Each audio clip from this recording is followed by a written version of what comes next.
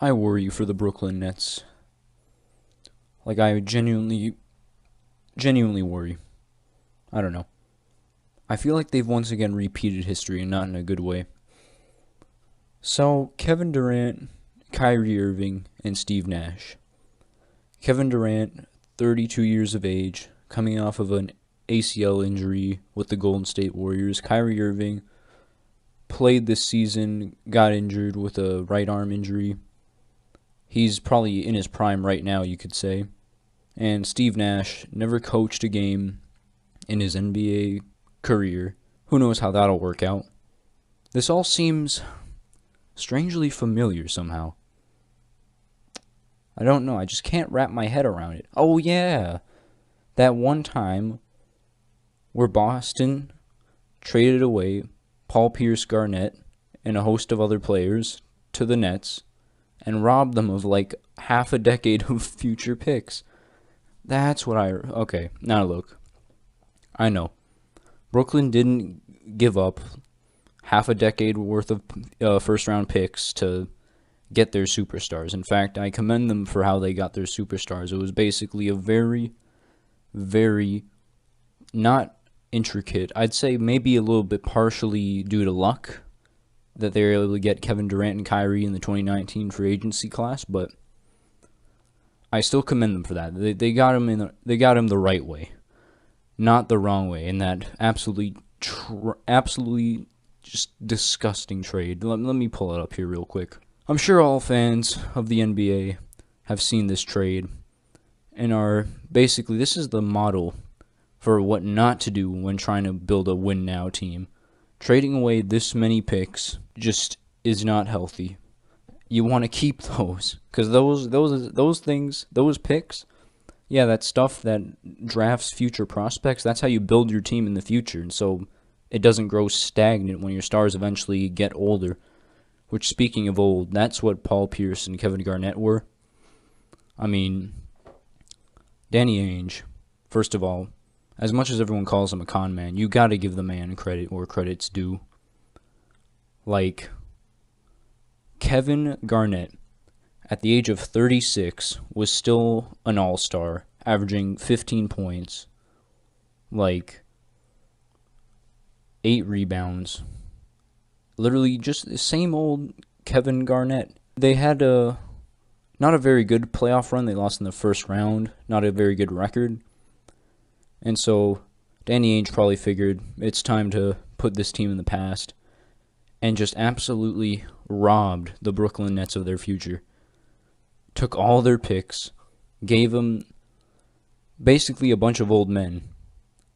And let me just say, wow, the drop-off. I mean, at the time, if you look at this on paper, take away that 2013-14 season where Paul Pierce, Kevin Garnett are traded to Brooklyn. These guys still look like they got enough juice in them to be, maybe one of them get another all-star appearance. Like, they look good. And then you look at Brooklyn, 2013-2014 season, and it's like, dear God, what happened? And ladies and gentlemen, that's what we call a system. And the Boston system was just so damn good that it had these guys in their damn near late 30s playing like all-stars. But with that being said, that's not what I'm here to talk about. The picks were the headline issue for Brooklyn. They gave up way too many picks for a win-now team consisting of basically a bunch of old dudes. And that was the problem. But there are also two other problems that no one really likes to, well, people talk about it, but it's like the main problem was the amount of picks. That eventually got changed in a rule change where you can't trade first-round picks in consecutive years. Like, if you want to trade 3 first-round picks, you can't do like a 2020, 2021, 2022 first-round pick. You have to go 2020, 2022, 2024 now. That's the rule. But basically, the other issues were the fact that Brooklyn tried the win-now strategy, traded their entire future and a bunch of potential young stars that they could have had to build their franchise around for like a decade, trade all that away for some all-stars that were getting up there in age. And then another issue was that they didn't have the system. They didn't have the team, the pre-existing team needed to just shift those all-stars in and then win. They didn't have that because they got Jason Kidd, who had never coached a game in the NBA, to coach that season for them. And while I'll admit it, they got to the playoffs, they got to the conference semis, still a pretty big disappointment when you consider the expectations that were placed on this team. Now, what does this have to do with the current Brooklyn Nets? Well, I fear that they may have just repeated the same mistake. Not with the draft picks, though. Draft picks, they're good. They didn't give up any draft picks, I don't think. Maybe like a second, but that's it. They didn't give up jack shit in terms of draft picks. They probably aren't going to be playing around with draft picks anytime soon, but I think they made the two other mistakes, right? So Kevin Durant, coming off an ACL injury, he's fine, right? He's not an athletic dude, or rather, I should say he's not a dude that relies solely on athleticism to get his points. An ACL injury is probably just going to sort of make him slower on defense, maybe. Definitely slower on the drive, but he's got an amazing shot. He's got multiple ways he can get his points. He'll be fine. I do, however, feel like the age of 32, coming off of an ACL injury, might mean that he's got an early exit coming for his prime. Like, he's probably left his prime at this point. I don't think we're going to see a Kevin Durant that's going to get any better or sustain how good he was back in Golden State or the late years of the OKC Thunder. I don't think we're going to see any of that. Kyrie, on the other hand, Kyrie is different. I say Kyrie, he's entering his prime right now. In fact, he's probably already in his prime currently. Pretty good numbers. Those 20 games he played, he went absolutely crazy. 27 points on 48 from the field, 48% from the field, damn near 40% from three. Usual Kyrie efficiencies. Shot a career best from the free throw line, 92%. So yeah, he just did Kyrie stuff and then some, like the usual, very efficient shooting from the field for a point guard. But the problem was he got injured. And so what I'm trying to say here is that I think Brooklyn might have just gone wrong with trading away D'Angelo Russell for Kevin Durant and getting Kyrie in free agency, because they're probably going to become more and more injury prone as we go, as the seasons wear on. And right now they got 3 years left on their 4-year contract because 2019-2020 season's up. As those 3 seasons keep on going, I feel like the injuries are going to start becoming an issue. And if injuries aren't bad enough, that system, that winning system that is needed for a win-now team to work, it's not there.